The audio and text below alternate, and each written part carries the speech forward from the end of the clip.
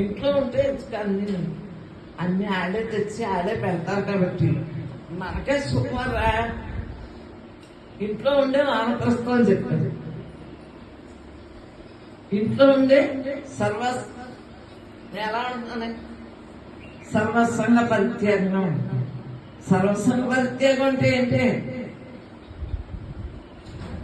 నా ఆలోచనని రానట్లేదు. సర్వం సంగమంతో కలగకుండా ఇంద్రియ సమూహం కన్ను చూస్తే చూస్తే అది బాబు ఏయో చెప్పేస్తా ఉంటుంది, ఇది బాగేస్తా ఉంటుంది. నిగ్రహంతో ఉండి సర్వసంగ పరిత్యాగం ఉంటే అది సర్వాన్ని కూడా పరమాత్మయే అన్న భావంతో ఉంటున్నానే, అదే సర్వసంగ పరిత్యాగం. మీరు ఏమనుకున్నారే సర్వసంగ పరిత్యాగం ఉంటున్నాను ఏమనుకున్నారు?